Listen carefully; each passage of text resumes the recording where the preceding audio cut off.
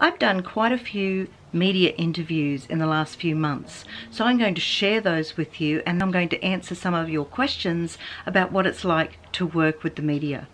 Okay, so pull up a chair, I'll be right back.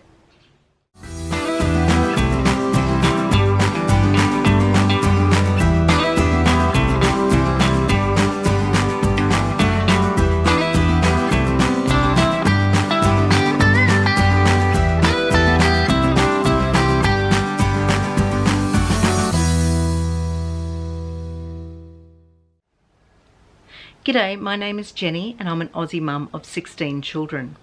Now, our family has been in the public eye for about the last 20 years now, and I think that's because most folks nowadays don't have mega-sized families, and I think a lot of people are just genuinely curious about our big family lifestyle.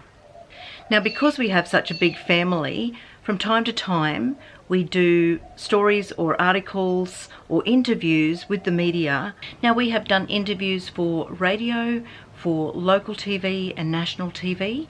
We've done newspaper stories, online articles. We've even done some filming with overseas companies, and we've also done some promotional projects. So how did we get started working with the media? Well, back when hubby and I had just 9 children, we took them to a local shopping centre to get a Santa photo done for Christmas. And the management of the shopping centre loved the photos so much, they said it was so beautiful, that they decided to ask if it would be okay if they gave it to the local newspaper to see whether they would print it. And of course we said yes, because I thought it was a really lovely photo of the family as well.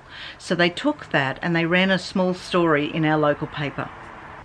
Now, once that story ran, the local TV station saw it and they decided to ask if they could do an interview with us. At the time, the area was in heavy water restrictions, and they thought, having such a big family, they wondered how we were coping with all of those restrictions. So they came around. We had no idea what we were doing or what to expect from it, but we had such a great cameraman turn up and he made it really easy for us, and the kids seemed to enjoy it. Now, once that piece was on the news, a local TV show came to us and asked if we would do a piece for their TV show. Couldn't work without a roster. Definitely need schedules for everything.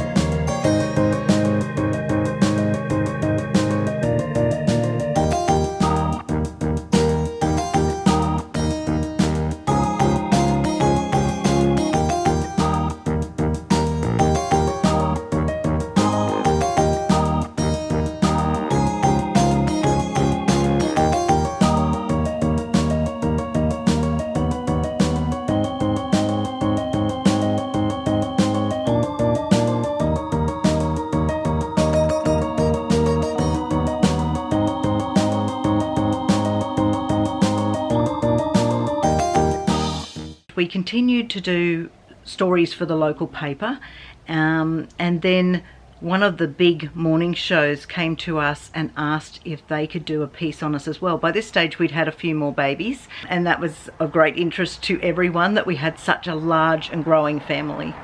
So we spoke with the kids and they said yes, so we agreed that we would do this piece for the morning TV.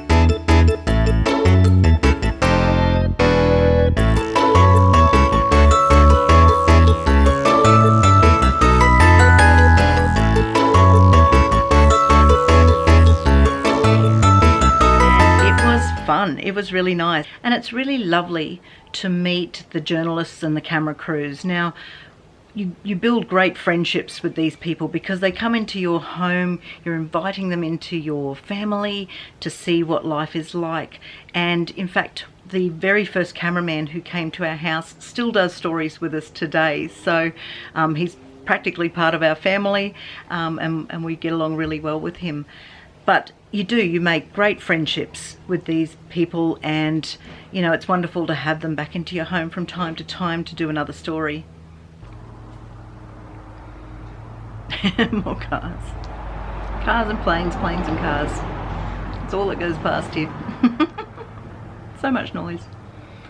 Now, I would say over the years, most of the journalists that have been in our house have been absolutely amazing people. Every so often you might find one who comes into the house with a bit of an agenda, with a story that they would like to tell, even though it might not actually be what's going on in your house at the time. So you have to be well aware of that sort of thing. I mean, the kids can pick it up pretty quick as well when they're asked questions that they just go, I'm not answering that, that's a silly question. Now, we get asked some really good questions, and we always appreciate the ones that have been well thought out and are interesting, but we've also been put on the spot before and asked some really blunt and even rude questions, which are very difficult to answer and make you feel really uncomfortable on air. But I think over the time I've become more confident in saying, no, I'm not going to answer that, or I don't appreciate that question, and then we move on from there. Having people come into your home and sharing your family life, you do learn a lot of things. So we've learnt to put some boundaries in place. We have rules when media come into our home. They're not allowed in certain areas. We don't allow children just to go off and be interviewed just one-on-one without a parent around somewhere close by. We're always thinking of our kids' safety, and we want to protect our privacy a little bit too. Just because you do share some of your family life with the public does not mean that everything you do is there for public scrutiny. We do want to protect our children's privacy, and this is why we always ask our kids if they want to be involved in the interview or not. Now, there are often stories put up online that we have nothing to do with. In fact, I don't even know that the stories have been done unless somebody tags me in it or shows me the article. They will take a photo of myself or of our family. They will take parts of a post or a video that I have put up, and they will turn it into their own story, and then they just upload it and it's out there for everyone to see. Now, sometimes that's okay and I get to read the article and it's fine, and sometimes though those stories are not very nice and you have to try and get those ones taken back down. But whenever we speak with a journalist or we do a story, we will always let you know on our Facebook page or on Instagram that we spoke with the journalist. I'll often say I had a lovely chat with whoever and whatever station, and then put the link up for you. And if I haven't spoken with the journalist, but it's still a great article and I don't mind it being out there, we'll also let you know that as well. We've had lots of offers over the years to do different things. Now, we've said no to more than what we've said yes. We have done a couple of promotional projects over the time and have really enjoyed that, but we only work with companies that are reputable, that we genuinely like their products. We say no to a lot of the reality TV offers. We have done a little bit of that. I think we look at all offers, we'll discuss them as a family and make a decision from there. We share our family life and do TV interviews and those kind of things is we just want to show people what our lifestyle is like and encourage other families. We're just a regular family like everybody else. We just happen to have a whole bunch more children. So we're still doing the same things as everybody else is doing. Lots of washing, lots of groceries, lots of cooking. We have schooling to worry about. We have arguments at times and lots of fun times as well. So plenty of challenges and plenty of joy at the same time. So we're just like everyone else, but we just have a really large family, and so therefore I think it's interesting to other folks, so we share a little bit of that with you, and we hope that you enjoy seeing just that little bit of insight of what it's like to have such a mega-sized family. Now, of course, one of the downsides to being in the public eye, and particularly once a lot of the stories went online, are the trolls. Now, trolling is alive and well out there. It's rife amongst all people who share their life online, and it's very difficult to navigate and to manage that. We get a lot of people who like to comment on our videos and our posts. They think they know us. They don't know us. They just like to make comments about things. I think maybe they're looking for their own attention at that point. There are the really nasty ones out there, and there are certainly some dangerous people out there as well. People can read your article, they can instantaneously write a comment. They don't have to put their face or name to it. They can just put it out there, and people write the meanest things. They surely do. There are lots of lovely ones, of course, and we really appreciate the support that we get and the encouragement from most people, but the trolling is atrocious. It really is. I'm very passionate about making sure that people aren't bullied and harassed online. So even as an adult, I'm affected by what people say and do about myself and my family online. So I can't even imagine what that must be like for a really young person online, and what they must deal with when people are nasty towards them. Because, you know, I'm a grown woman, I have a lot of life experience, and it still affects me sometimes. I mean, you can brush it off, you can say I've got a thick skin and I'm not going to let that affect me. But we're all just human, we're all people, and we have feelings, and we can get hurt by these things, and people can be really cruel. It certainly hasn't been nice over the years to read all of those comments. In the beginning, we didn't read very many of them, but unfortunately nowadays you have to stay on top of that, which means that I have to do the searches and I have to know what's being said out there so that we can deal with it appropriately if necessary. Now, people do assume that we chase the media stories, which we don't. We've always sat back and just waited for the media to come to us. And at different times, there'll be a lot of stories on offer and a lot of requests. And then other times there's nothing. And we're happy with that. We just go about doing our life, and we're busy people, so we've got plenty to keep us occupied. And then when the media does come to us, we discuss it as a family and decide whether that's something that we want to do or not. Now, this is why you will see some of our kids on our YouTube channel and on TV a lot more than some of the others. Now, a lot of our family is grown now. They have moved out. They have families of their own. So everybody has a busy life, and there's not always time to be gathering together just so we can do a small interview for the news. So you will see some members more than others, and it's all dependent on what's going on in their life at the time. So we never force anyone to be on TV, or we never force anyone to be on our YouTube channel. Again, if the kids don't want to be on there, then they're not on there. If they say no, it means no, and that's the end of the conversation. And then if they change their mind later on, they're always welcome to join in. Some of the family have actually moved away. It's much harder now to get everybody together for a gathering anyway. So yeah, whoever's around, if something's happening or we're filming at that point in time, as I said, they're welcome to join in. But there's no pressure. If they don't want to join in, that's perfectly fine as well. Now, another assumption is that when a crew come into your home and they film you, is that you have editing rights on that footage. When they come into your home, they can film whatever they like. They take that away, they edit it the way they want to, and then they can put that to air. And I think that's why I like YouTube vlogging so much, because I have a bit more control on that. If one of my kids comes to me and said, I didn't like that, Mum, I don't want that in the video, then I will take it out immediately, and I always do. If they say that to me, I take it out, no questions asked. If a TV crew comes in and then one of our kids said, not sure whether I really want that to go out to the public, I don't want that shown, you know, you might get a really good crew that will listen to that and edit it out, but they can put it in if they want to. Now, it's one thing if I'm doing an interview by myself, because I can control what I'm saying and what I'm doing, but when you're looking at the whole family and so many people involved in that interview, I think it's really important to be able to respect our children's rights and to make sure that their privacy is protected as well. Now, the last assumption that I'm going to answer is about payment.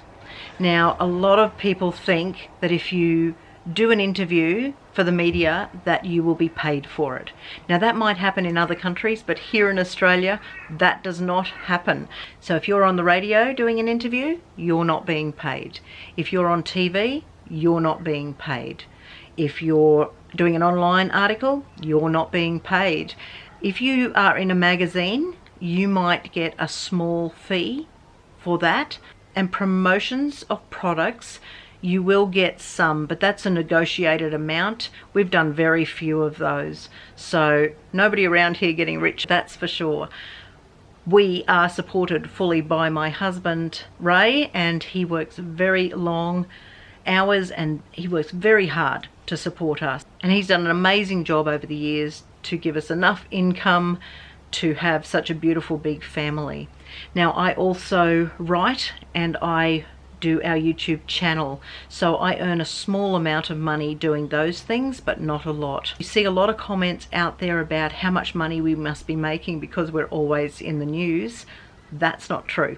Just know that here in Australia, you don't get paid for any of those things. We are literally just doing these interviews just to share a little bit of joy and a little bit of insight as to what it's like to have so many children. Now, I'm going to wrap up this video now. It's taken quite a while to record it. As you can see in the background, the sun's gone all the way around. There's been a lot of distractions. There's been a lot of traffic. Here comes another car.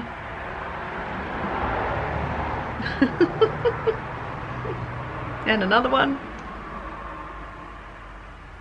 There's been cars and buses, there's been planes going overhead, somebody in the neighbourhood is using a chainsaw somewhere, there's been dogs and kids yelling out, all sorts of things going on. So here comes some more traffic. So I'm going to wrap this up now. I hope you enjoy hearing a little bit of the interviews that I've been doing, and let me know what you want to hear about next, and we'll get to making those videos. So thanks for watching. God bless. How are you, Jenny? Hi, good morning.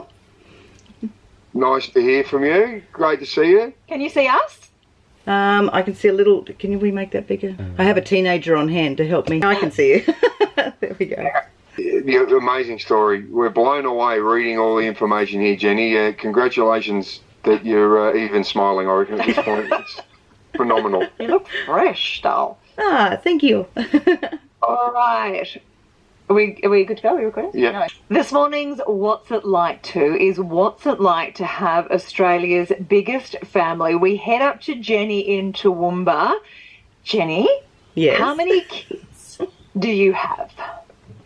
My husband Ray and I have 16 children. Jenny, now both Beck and I have 3 kids each, and that feels like it's a handful. I cannot even contemplate how you, well, I know how you get to 16 kids. I just can't contemplate how you've been able to do that. That is phenomenal. It's not for everyone. Certainly not. What ages? Okay, so we've got 9 boys and 7 girls, and the eldest is 33 and the youngest is 8. So it's like a full generation of kids. Jenny, can I ask you, so when you and Ray first start out, do you have that discussion a lot of couples do, going, oh, how many kids do we think we're going to have? Yeah, we did. My husband is the eldest of 6 kids, and I'm from a family of only 2 kids. And we had that conversation. He said he wanted 4 or 6 children. I told him he was nuts. That was never going to happen, and I didn't want any children at all. So,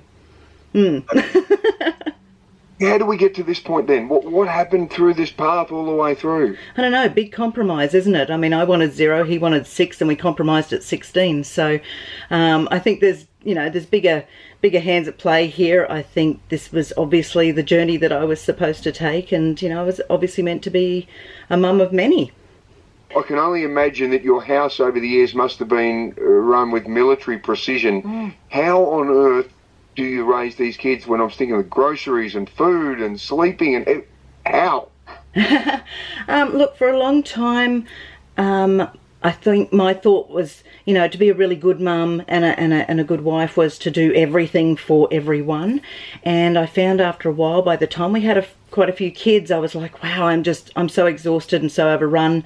We need to all be contributing and helping together, because being a family is part of being a team. So I put some thought into it, and we came up with like job rosters for the house, and we got the kids involved doing things, and you know, in the end it turned out that that was a very important part of being a good mum anyway, because you have to teach your kids all of these skills for life later on when they're out of the home. So we all sort of started getting in and helping each other, and things ran a lot smoother after that. Jenny, for me, with 3 kids, my issue is the logistics, like getting them to sports training, remembering parent-teacher night, and I mess that up all the time with 3. How do you keep across your schedule and get them where they need to be? Look, I love a good list, so, you know, write everything down, write it in the diary, but what's really helpful is letting hubby take them to these things. So hubby does all the, you know, takes them to sport, and, you know, if they've got a birthday party or something to go to, he takes them to all of that, and I stay here with the younger ones and just run the household. Both Beck and I know we're sitting here like with our jaws dropping, going, oh my God, think of all the logistical problems and how hard it is. But I must imagine there'd be some huge benefits to having a family that size. What are they? Oh, look, the never-ending hugs and I love yous is definitely worth all the hard times, because, you know, like, it's not all sunshine and flowers all the time. There's a lot of challenges and a lot of sacrifice. But you are never alone. You've always got company, and you've always got somebody who's got your back for you, and a lot of support and good conversations. And I really enjoy that. Do you work? Do you have time to work? I mean, obviously you've got to pay for the groceries. Oh, look, hubby works full time. He does a lot of hours, and the laundry's a full time job in itself. Yeah. But I do some vlogging, and we have a YouTube channel, and I write and that kind of thing. And, you know, when I find a spare moment, that's what I'm doing. But the rest of it is just running a household. Can imagine. Jenny, can I ask, we've got a lot of people listening in who might have just become mums or dads for the first times in their lives. With all the experience you have, you're probably the most qualified person in the country to give this advice. What's the most important thing you could tell first-time parents? Just enjoy where you are at the moment, you know, accept every bit of help that's offered to you from other people, and just immerse yourself in enjoying those stages as your kids go through them. I think we can get too caught up on, you know, planning too far into the future and trying to have everything perfect and trying to keep up with everybody else. And I think you just have to just be in that moment with your baby and your little family, and just enjoying every second, because it goes by really fast. One other one, I'll probably get whacked from Beck from this, but I've witnessed my wife give birth 3 times. Yep. And it looked terribly painful. Now that you've done it so many times, when each time you've gone in, has it sort of got easier, or does it get harder because you actually know what you're in for? Well, I've been through 241 and a half hours of labour and 1 incomplete, which I had 15 natural deliveries, and the last one was an emergency C-section due to a complete cord prolapse. So that's pretty tough. No, you know, every time it is hard work. That's why they call it labour. Well, My Jenny, Lord, I'm exhausted already. So am I. Yeah. Oh yeah, I can't cope with 3 most of the time. So 16, and did you say 8 grandchildren? 8 grandkids, yep. All right, thank you so much for giving us an insight in what's it like to have Australia's biggest family. You can find Jenny at the Bonell Family, that's Bonell, on the gram, and follow along her family's journey. Thank you so much for your time this morning. It's been a pleasure, thanks, bye. Good on you, Jenny. See ya. See ya.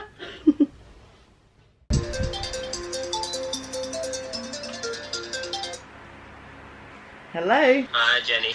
Well, look, what an amazing... I'm so looking forward to this conversation, by the way. Let's start in Texas with Yolancia and Michael. Yolancia and Michael, can you... Well, first of all, I'd like to say hi to you guys. What are the names of your 9 kids? The oldest is Jamel, Michael, Angelo, Gimani, Armani, Sincere, and Kaza. And who have you got with you that I can hear? And that's the youngest, Cairo. great to have you with us. Let's cross to Jenny in Queensland, Australia. Jenny, I wonder if you could go through the names of your kids for us. Okay, so my husband Ray and I have 16 children, and we'll start at the top. We have Jessie, Brooke, Claire, Natalie, Carl, Sam, Cameron, Sabrina, Tim, Brandon, Eve, Nate, Rachel, Eric, Damien, and Caitlin. 16. Somebody had to do it. That's beautiful. Yolanda and Michael, when you've got 9 amazing boys and you hear Jenny's got 16, do you think, wow, we've suddenly become a small family when we were the big ones?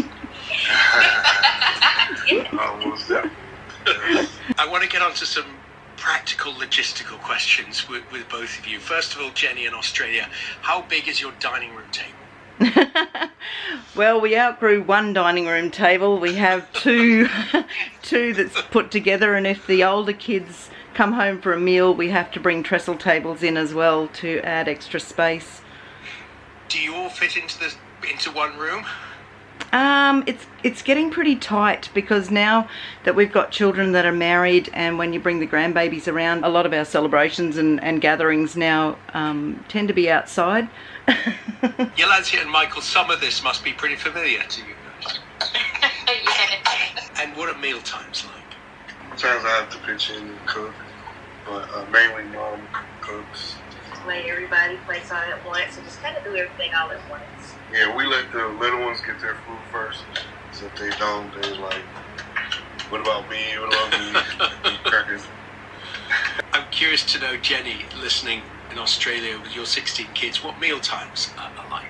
A little bit different. We use job rosters in our house, and unlike Yolancia and Michael, who've obviously still got little children in their home, our youngest is 8, so a bit more, independent from us. And from the age of 8, they're all on the job roster, and I like to try and teach them to cook a meal and to serve a meal for the family. So we're all sort of pitching in, and everyone has a different night that they cook on. Oh, cool. Being part of a family is being part of a team, and we've all got to contribute and help each other out. So, and Yolancia, I always figure, if mum has to do all the work, well, nobody's having any fun then. Mum needs to have a break too. Yeah. Other logistical questions which fascinate me. Jenny, how many washing machines do you have? Just one. And is that going most of the day?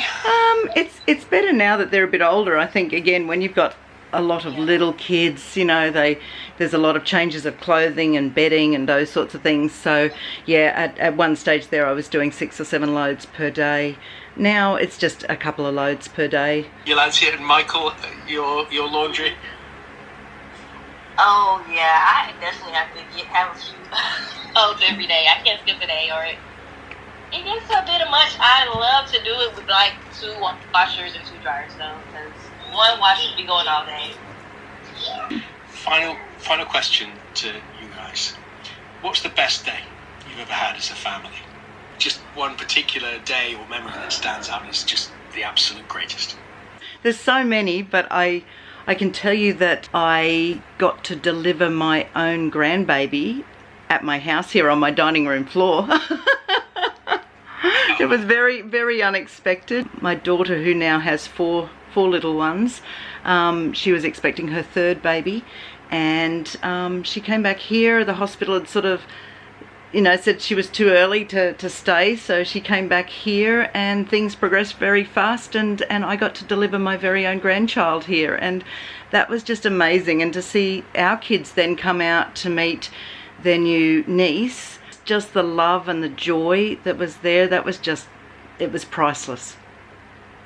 Amazing. And Mike and Yolanda in Texas? We both have our different days that we love. My best day, of course, would be my home birth that my whole family got to witness. It was very beautiful. And mine is when we have Thanksgiving. Thank you. Thank you to all three of you. We've absolutely loved hearing you guys, and it's been such fun to speak to you guys. Thank you. Oh, an absolute pleasure. All right, see you in a bit. I'd love to all of your kids. All right, bye. Thanks, bye.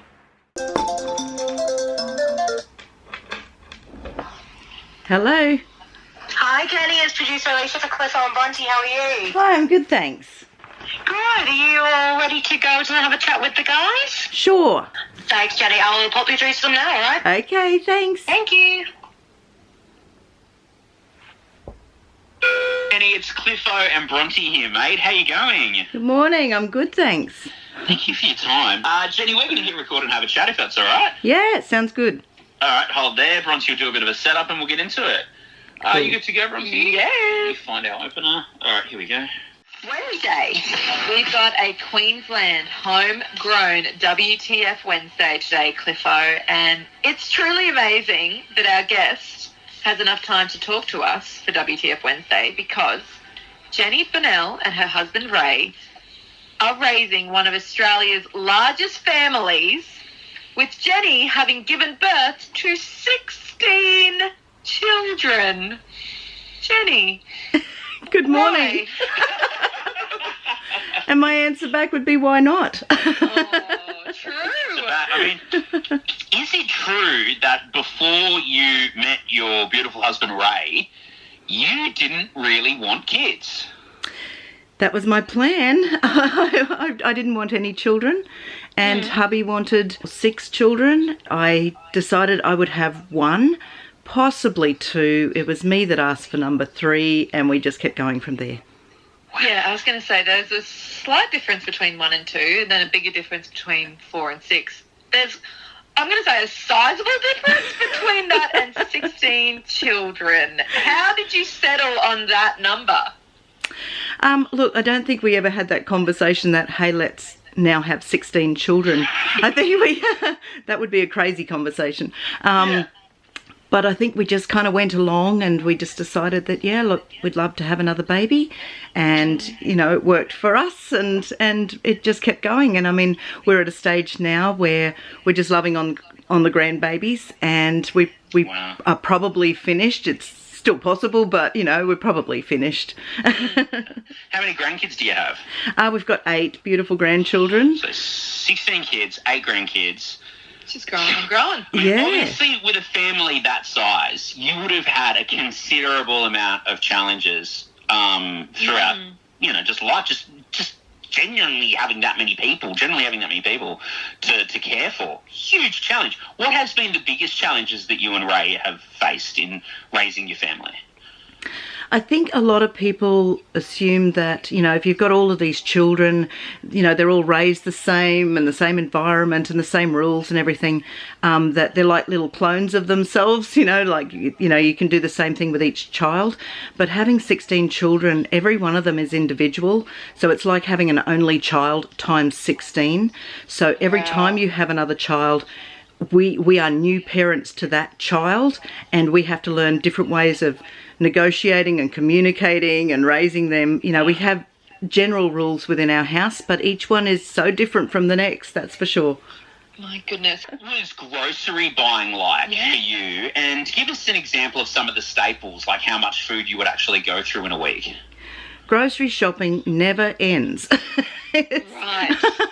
The older the kids get, the more they eat. So, you know, I seem to be forever in the grocery store.